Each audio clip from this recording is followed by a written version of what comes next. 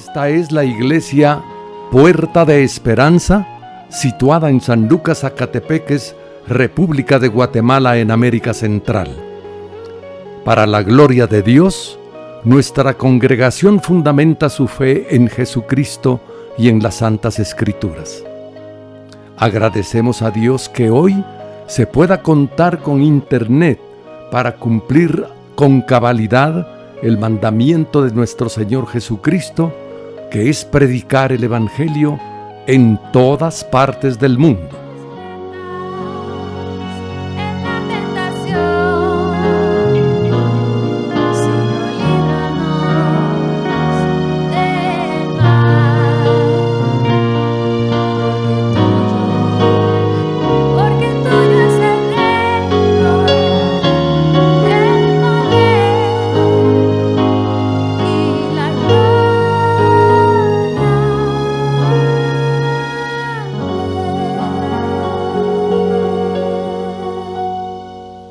Con mucho agrado, ofrecemos hoy la prédica de nuestro pastor general, el licenciado Gustavo Adolfo Bonilla. Estamos en el capítulo número 4 de Romanos. Nos toca hoy el versículo número 5. En este capítulo 4 estamos viendo las dos ilustraciones que Pablo nos presenta con relación al tema de la justificación, la salvación, ¿cómo se llama? Bueno, todos los términos estos que hemos visto, la propiciación, todo eso, Pablo lo va a ejemplificar, lo está ejemplificando con estos dos casos. Vimos que uno de los casos era Abraham, del cual vivió 400 años antes de la ley. Y luego hoy vamos a entrar a ver el caso de David, que David sí vivió en el periodo de la ley. La fe es un término, un término que Pablo está usando a profundidad y poniendo ejemplos que van a ver en lo que vamos a desarrollar el día de hoy, de que hay un momento en que uno puede tener un pensamiento opuesto a lo que realmente Pablo está diciendo. Nos quedamos el miércoles en el capítulo 4, versículo 4, que decía: al que obra no se le cuenta el salario como gracia, sino como deuda. Y luego en el versículo 5, que es el que nos toca hoy, aquí tenemos al grupo de los que no obran. En el 4 son los que obran y en el 5 los que no obran. Al que no obra, o sea, esto de que no obra no quiere decir que no tengamos obras, porque ya vimos que Santiago nos aclara que los que hemos nacido de nuevo, los que ya somos creyentes justificados y tenemos una fe viva, y por esa fe viva hacemos obras, pero no obras para salvación. Entonces aquí Pablo está hablando de obras para la salvación. Entonces, al que no obra, sino cree en aquel que justifica al impío, su fe le es contada por justicia. La fe le es contada por justicia al que no obra, al que cree en Jesucristo. Entonces no tiene que hacer ninguna obra para ser salvo, sino simplemente tiene que creer, o sea, tiene que tener fe en el sacrificio de Jesucristo, que es Él quien nos ha justificado. Entonces esa fe, dice Pablo, nos es contada por justicia. Cuando una persona no está obrando, está descansando. La salvación, o sea, que incluye la justificación, no es obrar, sino es descansar sobre la obra de otro. En este caso es la obra consumada por Cristo en la cruz, y eso lo podemos ver en Juan 19:30. Entonces nosotros estamos descansando, no estamos obrando para adquirir la salvación, porque ya somos salvos. La fe en Cristo del creyente le es contada por justicia, tal como en el caso de Abraham. Recordemos que Abraham, 400 años antes de la ley, y él no se salvó por obras, él se salvó por fe. Pues muchas personas no son salvas porque no se ven a sí mismas como impías, hablando de los inconversos. Y así ellos no ven la necesidad de ser salvos, desconocen, no les interesa, no les preocupa, no se han puesto a pensar que un día van a morir y tendrán que comparecer delante del Señor, y hasta ahí van sin duda, a reflexionar sobre la salvación, pero va a ser muy tarde. Entonces necesitamos vernos tal como Dios nos ve. ¿Y cómo nos ve Dios? ¿Cómo nos describe Dios?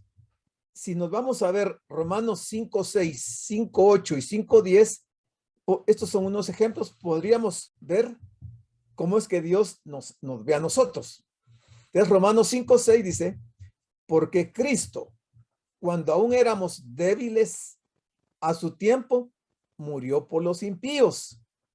El 8, mas Dios muestra su amor para con nosotros en que siendo aún pecadores, o sea, Dios nos miraba como pecadores, Cristo murió por nosotros. Y el 10, porque si siendo enemigos fuimos reconciliados con Dios por la muerte de su Hijo, mucho más estando reconciliados seremos salvos por su vida. O sea, para nosotros esto ya es una experiencia. Nosotros ya no somos enemigos de Dios porque ya fuimos reconciliados con Él por medio de la muerte de su Hijo. Y ahora estamos reconciliados y con mayor razón podemos asegurar que somos salvos por la vida del Señor, por la muerte de Él. De manera que en Romanos 4, versículos 4 y 5, hay un gran contraste entre quienes obran y quienes no obran, sean los creyentes en este caso. Hay una diferencia, como diríamos, una diferencia del cielo y el infierno entre los dos grupos. Toda la gente religiosa del mundo, incluidos todos los cultos que terminan en ismos, cristianismo, catolicismo, judaísmo, todos estos pueden ser descritos por la palabra hacer. Hacer. Esta sola palabra resume su religión de obras. Ellos están tratando de hacer esto y aquello para ganarse la aceptación de Dios.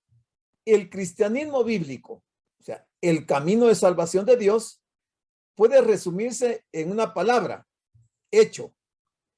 En los no creyentes la palabra es hacer, porque ellos están interesados en hacer muchas cosas para ganar el favor de Dios. El cristiano toma la palabra hecho, o sea, mi alma descansa completamente sobre lo que Cristo ha hecho en la cruz por mí. Entonces la pregunta aquí sería a una congregación, a un grupo de personas, ¿cuál palabra te describe a ti? ¿Estás ocupado haciendo o estás descansando en la obra acabada de Jesucristo que ya ha sido hecha? Esto creo que está fácil de entenderlo, no hay mucha complicación. Entonces vamos a ver una tablita comparativa de los que obran y de los que no obran. Entonces, a la izquierda está el sistema de obras y a la derecha el camino de la fe. El primer punto, la persona que obra, que la vimos en el versículo 4. A la derecha, la persona que no obra, versículo 5. Luego en la izquierda, la persona religiosa está en el versículo 4 y que se cree justa. Del lado derecho, la persona que cree, del versículo 5, que es impía aparte de Cristo, aparte de Cristo. Del lado izquierdo, Dios nos ve como que tenemos una deuda, o mejor dicho, que las personas sienten que Dios tiene una deuda con ellos. Dice, ellos pueden decir lo que Dios me debe. Del lado derecho, nosotros estamos bajo la gracia, es lo que Dios me da o me ha dado. Del lado izquierdo, salario. La persona considera, como está obrando, que necesita un salario. Lo que me he ganado. Del lado derecho es una dádiva. Lo que no merezco es un regalo que me han dado. Luego del lado izquierdo, jactarse. Entonces estas personas miran lo que he hecho mira lo que he hecho para ganar mi salvación y conseguir el favor de Dios. Mientras que el lado izquierdo hay gratitud. Dice, cuán gran deudor de la gracia soy continuamente. Entonces son algunos, no son todas las diferencias entre el sistema de obras y el camino de la fe, pero tal vez los más corrientes, los más comunes están en esta tablita. Entonces, si nosotros consideramos que hemos sido salvos por la pura gracia del Señor y reconocíamos que éramos pecadores, que no merecíamos de Dios la salvación, nosotros creo que podríamos hacer una oración como esta, que es la que les había hablado el viernes. Modelo de oración de un salvo, de un creyente. Y empieza diciendo así: Señor, yo no soy bueno, no soy recto, no soy santo, no soy justo. Soy un pecador culpable, sin defensa y sin esperanza. Mi única esperanza es venir ante un Dios bondadoso y misericordioso. Yo creo en tu Hijo, el Señor Jesucristo, y creo que Él derramó su sangre por mí y que pagó totalmente la pena del pecado. Confío en ti para salvarme y para hacer de mí la persona que debo ser. Puedo ser bueno, pero solo por tu gracia salvadora.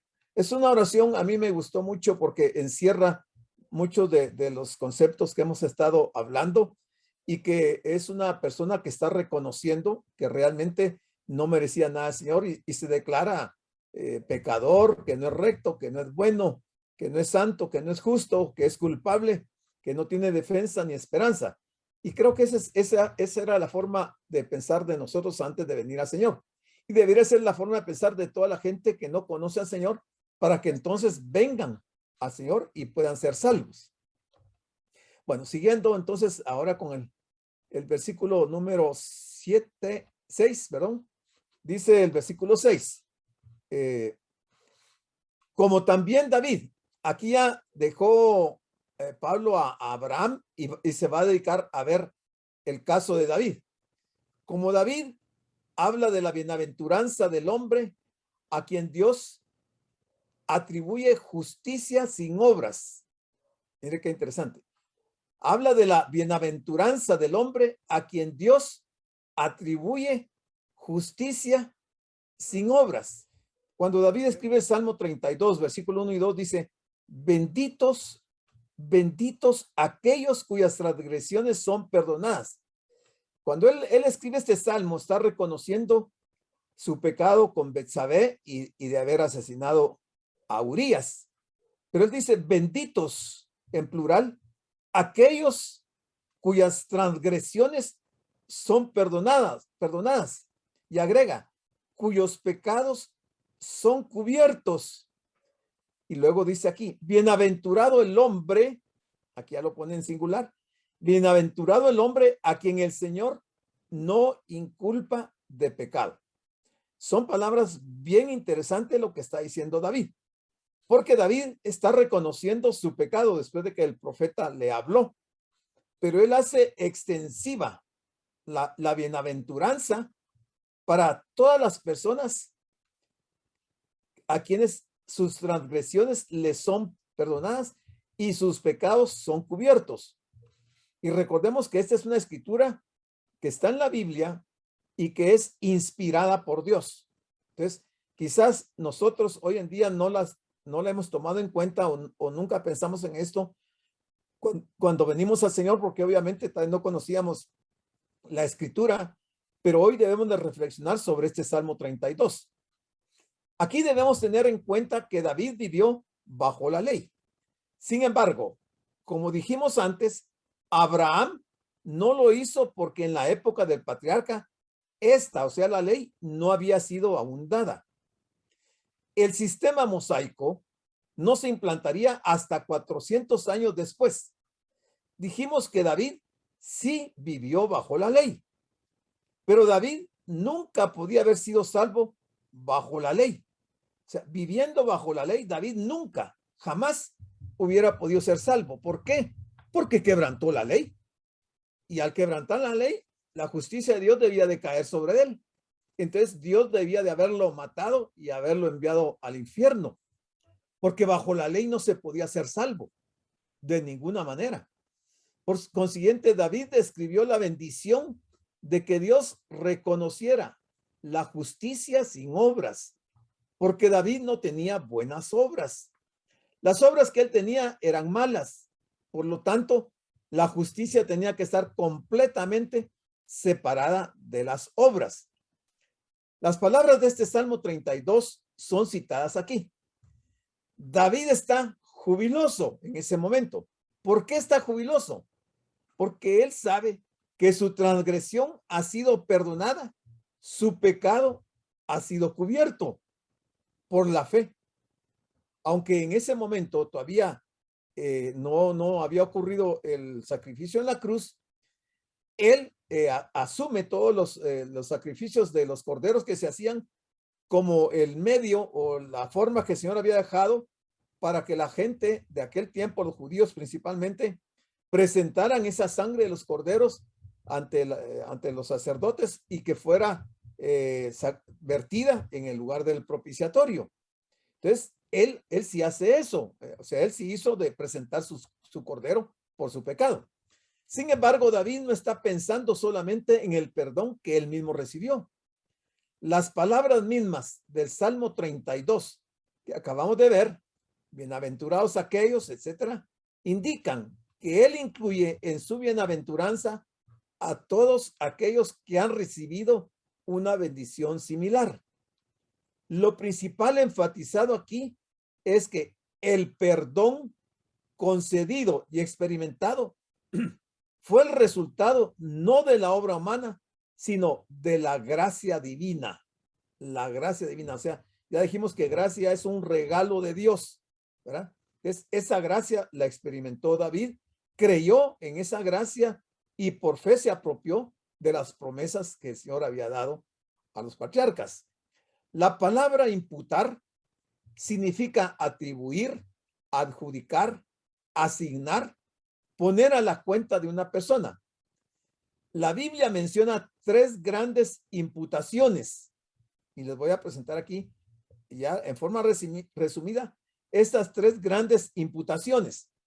La primera, el pecado de Adán fue imputado a toda la raza humana. Ya vimos que es imputar. Y eso lo vemos en Romanos 5, 12, 18 y 19. En la caída de Adán, todos pecamos porque se nos imputó el pecado de Adán. Segundo caso, el pecado de la humanidad fue imputado a Jesucristo cuando murió en la cruz. 2 Corintios 5, 21. Él fue hecho pecado por nosotros. Los pecados de todo el mundo fueron puestos sobre Jesucristo, el Cordero de Dios. Juan 1:29 y 1 Juan 2:2. Y por último, la justicia, otra imputación, aquí hay las tres imputaciones. La justicia de Dios es imputada al pecador que cree en Jesucristo. Ahí están las citas bíblicas. Dios ve al creyente como perfectamente justo en Jesucristo. Un pecador no se beneficia de todo lo que Cristo realizó en la cruz hasta que crea en él. O sea, aunque existe ya esta plataforma, esta forma de ser declarado justo, al final depende de que la persona crea en el Señor para que se le pueda imputar la justicia de Dios a esta persona pecadora. David vivió bajo la ley mosaica, o sea, la dispensación de la ley. ¿Cómo fue salvo? Ya lo vimos. ¿Por guardar la ley de Dios? Obviamente que no por guardar la ley de Dios. En realidad, David fue un quebrantador de la ley. Y eso lo vemos en 2 Samuel, capítulo 11. Ahí dice que fue un adúltero y fue un asesino. David fue salvo igual como Abraham. Fue salvo y de la misma manera en que la gente es salva hoy en día. Por gracia, por medio de la fe. Eso lo vemos en Efesios 2, 8 y 9. Estos versículos muestran que David fue justificado, o sea, la justicia de Dios le fue imputada igual que Abraham. David fue justificado sin obras, o sea, él está dentro del versículo 6 de los que no obran. La expresión idéntica sin obras se encuentra en Romanos 3:28. Una vez más, Pablo recurre a las escrituras para probar su punto. Él cita el Salmo 32, versículos 1 y 2, que fue escrito por David. Notemos que la maravillosa doctrina de la justificación incluye también la gloriosa verdad del perdón. Oigan, notemos que la maravillosa doctrina de la justificación incluye también la gloriosa verdad del perdón. Estamos perdonados, como fue perdonado David, como fue perdonado Abraham, nosotros también estamos perdonados. El perdón es descrito aquí de tres maneras. Primero, la iniquidad. La iniquidad es maldad o es perversidad que ya ha sido perdonada. Ya vamos a ver algunos ejemplos de estos. Las transgresiones, que son muchas y son grandes, han sido cubiertas. Y tercero, el pecado, del cual soy verdaderamente culpable, nunca será cargado a mi cuenta. La doble negación, nunca jamás. O sea, nunca jamás los pecados que cometimos en el pasado, en el presente y que cometamos en el futuro, nunca se nos van a imputar porque se nos imputó la justicia de Dios y entonces a través de esa justicia hemos sido justificados y entonces somos salvos totalmente y perdonados todos nuestros pecados. En ambos casos, por ende, al final de cuentas, no es la fe, oiga, no es la fe considerada por sí sola, sino la justicia de Cristo la que es imputada al pecador, que con fe genuina ha huido a Dios buscando refugio. O sea, esa fe finalmente depende de la justicia de Cristo y de la gracia. Se ha demostrado que Abraham fue declarado justo, justificado, aunque no había ganado esta bendición por el cumplimiento de ninguna buena obra. Solamente cuenta la obra de la gracia de Dios. Eso es lo que cuenta, la obra de la gracia de Dios. La justificación sobrepasa al perdón. Versículo número 7. Siguiendo con este mismo tema y viendo el caso de David. Entonces, versículo 7 dice así, diciendo, bienaventurados aquellos cuyas iniquidades son perdonadas. Pero pongámosle atención, mire qué interesante. Bienaventurados aquellos cuyas iniquidades son perdonadas. Pero además, bienaventurados aquellos cuyos pecados son cubiertos. Bienaventurados. Quiere decir que no toda la gente es bienaventurada. Esta bienaventuranza solamente es para los creyentes. La gente inconversa no puede apropiarse de esta bienaventuranza porque no ha creído, no ha tenido la fe para creer en el sacrificio de Jesucristo y entonces no han adquirido la justicia de Dios, no han sido justificados de sus iniquidades y sus pecados siguen vigentes para ellos. Entonces, iniquidad, ¿qué es iniquidad? Es una injusticia, es una ilegalidad, es una infamia, es una maldad, es una inmoralidad. Entonces aquí hay un caso, porque iniquidad no es lo mismo que pecado. Iniquidad dice que es una injusticia o gran maldad en el modo de obrar. Ejemplo, los jubilados padecen la iniquidad de un sistema que no les otorga aquello que les corresponde. El ejemplo está muy interesante porque queda como anillo al dedo para entender lo que es iniquidad. No es pecado, sino que es los jubilados padecen iniquidad de un sistema que no les otorga aquello que les corresponde. A diferencia, ¿qué es pecado? Pecado es la transgresión voluntaria y consciente de la ley divina. En teología moral se lo considera un acto malo o la omisión culpable de un acto bueno obligatorio. Ejemplo, no amar a Dios ni al prójimo, la lujuria, la codicia, la gula, la avaricia, la pereza, la ira, la envidia, la soberbia, etcétera, etcétera, etcétera. Todo eso pueden ser pecados. Pero como estamos viendo que Pablo está diciendo, bienaventurados aquellos cuyas iniquidades son perdonadas y cuyos pecados son cubiertos. Entonces ya vimos qué es iniquidad y qué es pecado. Entonces dice, esta fue una cita directa de Salmo 32, versículos 1 y 2. Y este es uno de los salmos penitenciales de David. El Salmo 51 es otro salmo penitencial de arrepentimiento. Estos versículos son el resultado del gran pecado de David y su consiguiente confesión y aceptación por parte de Dios. ¿Qué es una bienaventuranza? La bienaventuranza expresa lo más elevado en la felicidad y el gozo, porque está diciendo bienaventurados, ¿verdad? Entonces tenemos que entender qué es bienaventuranza. Es el más elevado grado de felicidad y gozo. Esta dicha expresa la gran alegría de tener los pecados perdonados. Esta es la bienaventuranza más grande de todas y David la conoció por experiencia propia. La bienaventuranza de tener los pecados perdonados. David había quebrantado la ley de Dios deliberadamente. O sea, no lo hizo ingenuamente. No lo había hecho por ignorancia. Él supo el alcance de la maldad que había cometido. Sin embargo, fue perdonado. Esto es mucho más que un simple perdón. Y recordemos que Pablo, cuando está escribiendo esto, él se ha de ver recordado de su propia vida. Pablo había sido perseguidor de la iglesia, había encarcelado a muchos cristianos, a otros los había metido al circo de los leones y a otros como Esteban, él consintió en que lo mataran. O sea, Pablo tenía, al igual que David, pecados cometidos no por ignorancia, sino que con conciencia habían pecado. Sin embargo, él está haciendo esta exposición y dándole un significado correcto a lo que es el Salmo 32 y lo que quiere decir la bienaventuranza.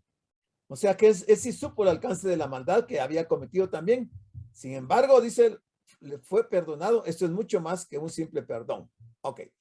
Un juez severo puede perdonar algunos delitos, pero aquí se habla de la ternura de Dios, que toma al pecador en sus brazos de amor y lo recibe con cariño, y sus pecados son cubiertos.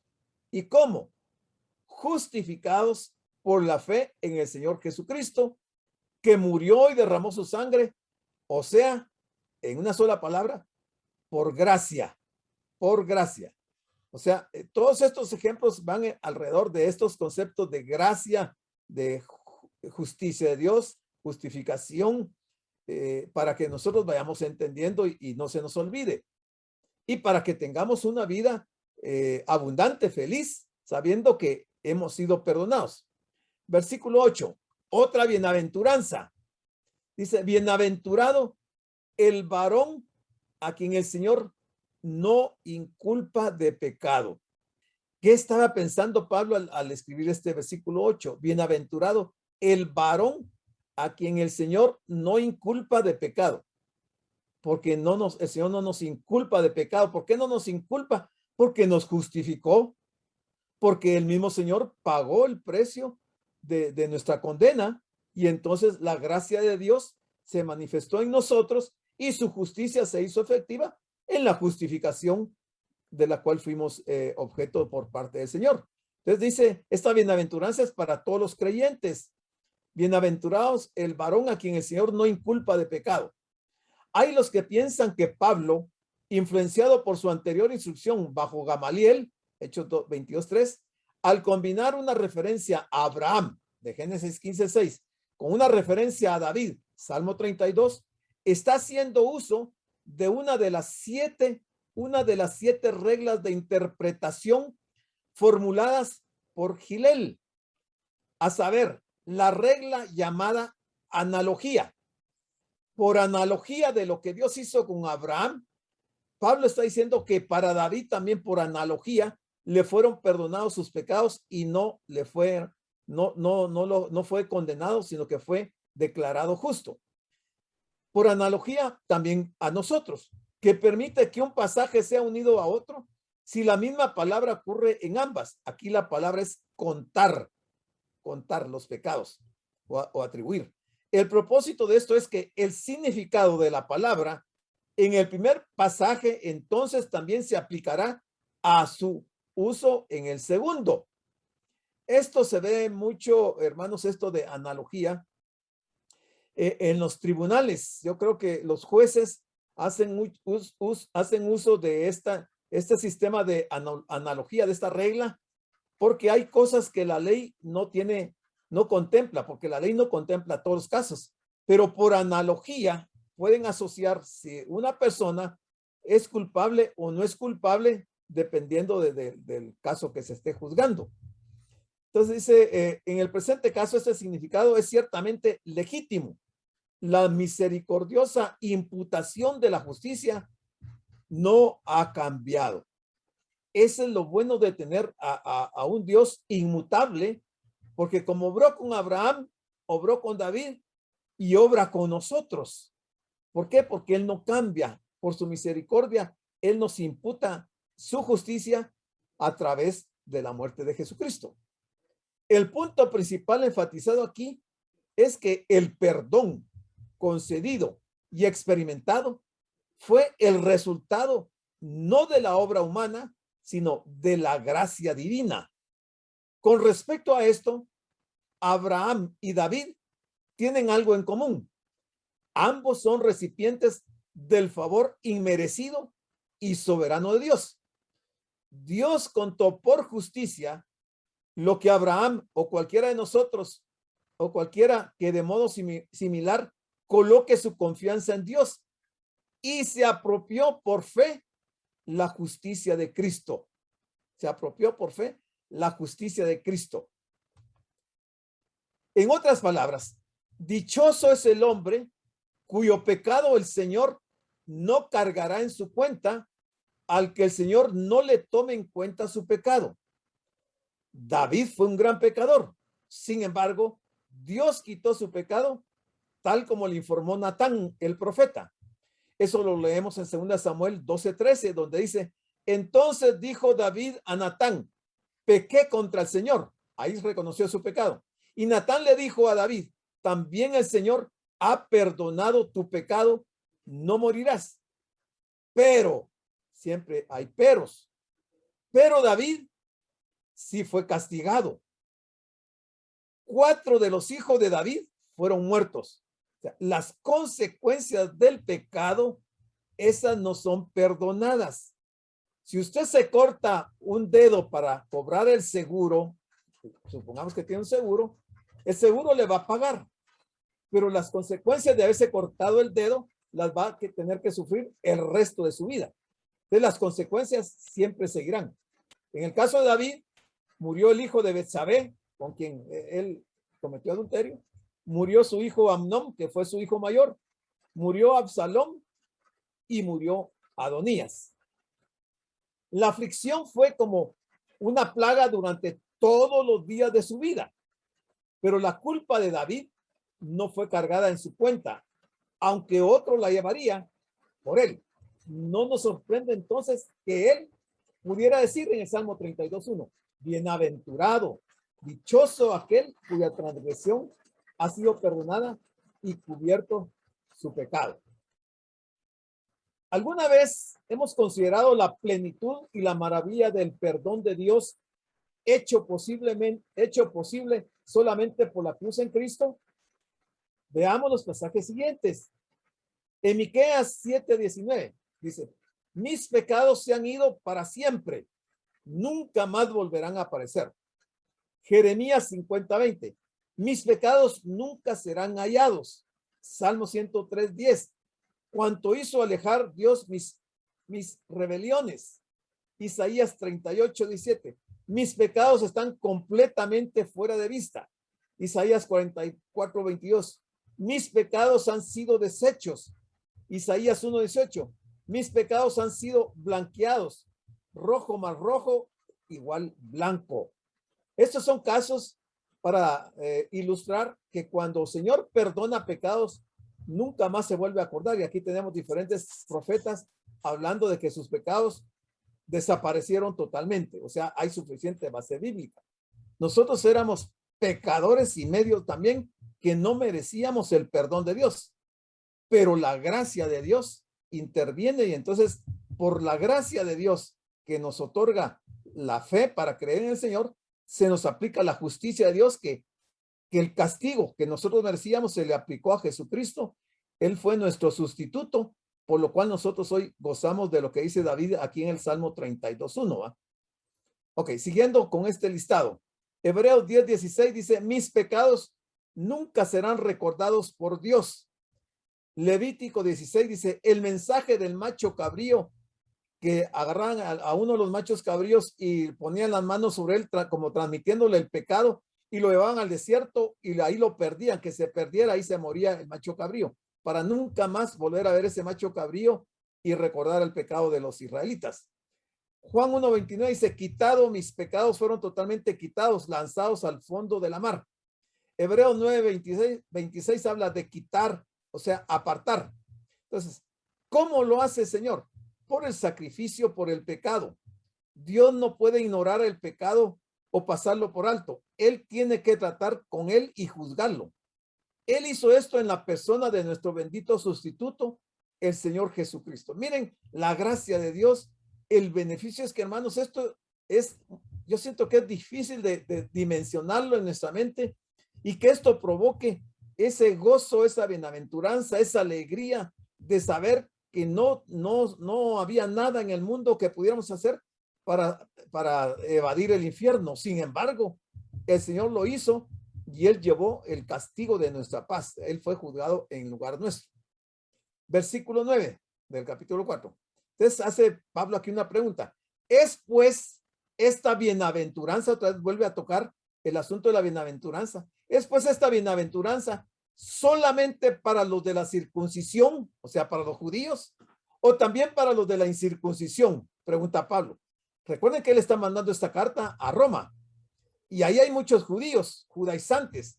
Y entonces él les está preguntando que si esa bienaventuranza de que él viene hablando del Salmo 32 es solamente para los circuncidados o también para los incircuncisos. Y luego agrega, porque decimos que a Abraham le fue contada la fe por justicia, no por la circuncisión, ¿verdad? Como los judíos en el caso de David y los que vivieron bajo la ley.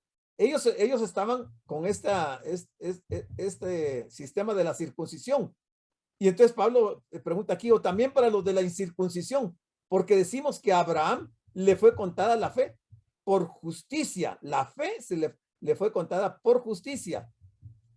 Vemos que el argumento vuelve a Abraham para ilustrar que la justificación es universal, no absolutamente para todo el mundo, pero no solamente para judíos. Aquí es para judíos y para gentiles. En ese sentido hablamos de universal, ya que David había hablado de la alegría del hombre que viviendo bajo la ley había sido perdonado.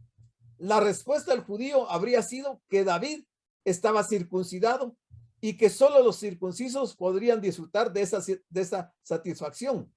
Por tal motivo, Pablo recurrió a Abraham para demostrar que el patriarca fue justificado antes de la llegada de la ley y antes de que él mismo fuera circuncidado. O sea, la aplicación que está haciendo Pablo aquí lo lleva desde Abraham hasta la dispensación de la ley para demostrar que nosotros también el día de hoy también podemos ser bienaventurados, tener esa bienaventuranza del Salmo 32. Pablo ha demostrado que la bendición no fue solamente para Abraham, sino que con la referencia al Salmo 32, también para David. ¿Y acaso para algunos más? Para los circuncisos y para los incircuncisos también, claro. Para los judíos y para los gentiles también, por supuesto. La doctrina judía común contestaba, solamente para los circuncidados. Esa era la doctrina judía, solo para los circuncidados. Algunos judíos convertidos en la iglesia primitiva descendieron de Judea a Antioquía y enseñaban a los hermanos diciendo, a menos que estéis circuncidados según la costumbre enseñada por Moisés, no podéis ser salvos. Mire lo que predicaban los primeros cristianos de aquel tiempo, eso está en Hechos 15:1. Llegaban a decirle a los creyentes, a los nuevos, que tenían que circuncidarse de acuerdo a lo que Moisés había enseñado para poder ser salvos. Pero Pablo está afirmando aquí en esta carta que la circuncisión no tiene nada que ver en cuanto a la salvación, ni si son judíos o son gentiles, sino que esta bienaventuranza es para toda clase de personas. Bueno, el versículo 10 dice, ¿cómo pues le fue contada? ¿Contada qué? La justicia, la salvación. ¿Cómo pues le fue contada? ¿A qué se refiere esta pregunta? Se refiere a la fe por justicia. Esto que está hablando Pablo aquí en Romanos 4:10. Se está refiriendo a la fe por justicia. Estando en la circuncisión o en la incircuncisión, les pregunta Pablo a los romanos. ¿Cómo les fue contada la justicia por la fe? Y entonces él agrega y dice, no en la circuncisión, sino en la incircuncisión. O sea, Pablo mismo responde a la pregunta que le está haciendo a la iglesia en Roma, que es cómo es contada la justicia por la fe. No tiene que ver nada la circuncisión, sino en la incircuncisión, en el caso de Abraham. Dios le había hecho una promesa a Abraham y él creyó que Dios la cumpliría mucho antes de que se hubiera efectuado un acuerdo, salvo lo que Dios había dicho que haría. Y Abraham creyó en la lisa y llana palabra de Dios. Mire, importante. Abraham creyó en la lisa y llana palabra de Dios. Versículo 11. Y recibió la circuncisión, Abraham, como señal, como sello de la justicia de la fe. Como sello de la justicia de la fe. Ya vimos que Abraham fue circuncidado casi al final de sus años, de su vida, que tuvo estando aún incircunciso para que fuese padre de todos los creyentes no circuncidados. Ahí entramos nosotros, mire, lo vuelvo a leer el versículo 11. Y recibió la circuncisión como señal, como sello de la justicia de la fe, que tuvo estando aún incircunciso. ¿Para qué? Para que fuese padre de todos los creyentes no circuncidados, a fin de que también a ellos la fe les sea contada por justicia. La fe les sea contada por justicia. Obviamente aquí él está hablando de hombres, pero al referirse a hombres está incluyendo a la especie, a la raza humana, hombres y mujeres, porque obviamente las mujeres no son circuncidadas, como era la ley en aquel tiempo. Ahora las mujeres sí son circuncidadas, igual que los hombres, solo que la circuncisión es del corazón. En aquel tiempo la mujer no tenía ese beneficio. La respuesta de Pablo es magistral. Él escribe bajo inspiración. Él demuestra que la fe de Abraham, o sea, la justicia de Cristo, apropiada por la fe, le fue contada o fue imputada a Abraham por justicia, no después de haber sido circuncidado, sino cuando él era todavía incircunciso. Y aquí está el dato que les había dado. Ya entonces Abraham fue declarado justo ante los ojos de Dios. Abraham tenía 99 años al ser circuncidado. Génesis 17:24. En ese mismo día también Ismael, de 13 años, fue circuncidado. Génesis 17:25. Cuando Dios hizo su pacto con Abraham, en Génesis 15:18, dice, y Abraham creyó al Señor y le fue contado por justicia. Génesis 15:6. Ismael todavía no había sido concebido cuando se dio este caso de que Abraham creyó y que le fue contado por justicia. Ya están las citas bíblicas. Se nos dice que Abraham recibió la señal de la circuncisión. Por ser una señal, la misma significa o indica un hecho. Porque todos tal vez ahorita nos estamos preguntando, pero ¿y eso de la señal qué tiene que ver? No entiendo lo de la señal. ¿Por qué habla la Biblia de esa señal? Veámoslo. La señal y la cosa significada generalmente están estrechamente vinculadas. Es así que en el caso presente, El cortar el prepucio sugiere y simboliza el quitar la culpa y la contaminación del pecado. De ahí la justificación y estrechamente vinculada con ella la santificación. La circuncisión era también un sello. Para Abraham era la garantía de la confiabilidad de la promesa de Dios. Garantía de la confiabilidad de la promesa de Dios. Conclusión.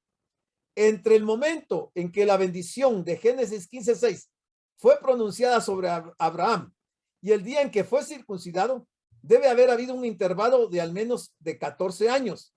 Hasta es posible que el intervalo haya sido mayor. Según la cronología judía, la brecha fue de 29 años.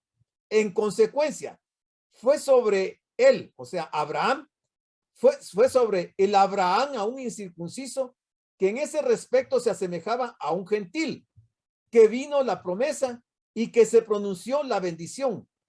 Esto comprueba que la circuncisión nada tiene que ver con ser declarado justo. Nada tiene que ver con ser declarado justo. Bueno, siguiendo, versículo número 12, dice lo siguiente.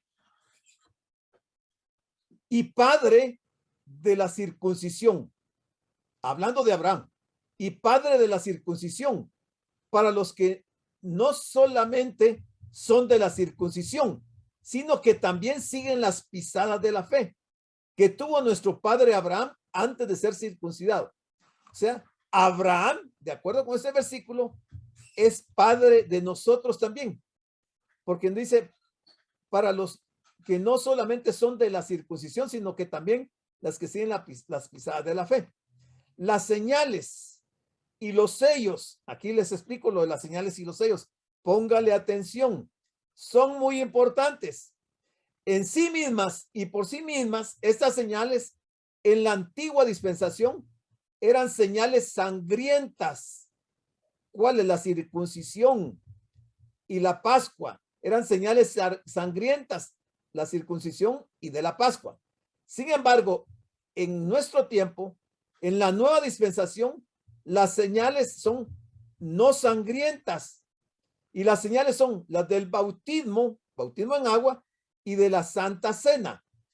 No traen justificación ni en general la salvación. Las señales no traen justificación en general ni la salvación. Sin embargo, ciertamente las significan y las sellan en la manera ya indicada. ¿Y no es esto una fuente de consuelo? Por supuesto. Y mire estas señales. Regresando al Antiguo Testamento, el arco iris no salvó a la humanidad de ser tragada por una inundación. ¿Pero qué significa? Significa y sella que Dios nunca volverá a ahogar a la raza humana. El anillo de casamiento no trae la felicidad matrimonial. Pero ¿qué persona casada que ame a su cónyuge pensaría en descartar ese anillo que significa tanto para ella o él? Evidentemente, las señales y los sellos no deben de ser subestimados. Ellos tienen gran valor educacional y psicológico, pero tampoco deben de ser sobreestimados, ¿verdad? Yo creo que con el arco iris nos queda claro el significado. Cuando era un incircunciso, dice Pablo, con leves variantes aparecen en los 3 versículos subsiguientes, 10, 11 y 12. Es como si Pablo deseara hacer resonar en los oídos de los gentiles incircuncisos esta enorme verdad. Crean en el Señor Jesucristo, no se detengan, no vacilen en poner su confianza en este maravilloso Salvador, el revelador del Trino Dios. El hecho de que no han sido circuncidados no puede impedir que sean salvos. Dios los está llamando. Dios los está llamando ahora. Fue cuando Abraham era todavía incircunciso que Dios hizo su pacto con él. Él está presto a hacer lo mismo por ustedes. Entonces, darle demasiada importancia a la circuncisión o hoy día al bautismo, como si en algún sentido la salvación dependiera de ella, de la circuncisión o del bautismo, la misma podría en efecto transformarse en algunos casos en un factor de exclusión Notemos lo que dice Pablo en Gálatas 5:2. Y ahora yo, Pablo, os digo que si os dejáis circuncidar, Cristo de nada os aprovechará. Por otra parte, la costumbre que algunos tienen de postergar sin necesidad el bautismo tampoco es recomendable. Muy bien, hemos llegado ahí, nos vamos a quedar porque no me da tiempo. El versículo 13 lo dejamos para la siguiente semana. Les dejo el tiempo para si tienen preguntas, comentarios, aportes o cualquier inquietud. Pueden encender su micrófono. Damos las gracias por su atención a la prédica del pastor general licenciado Gustavo Adolfo Bonilla e invitamos a la prédica del próximo domingo a esta misma hora.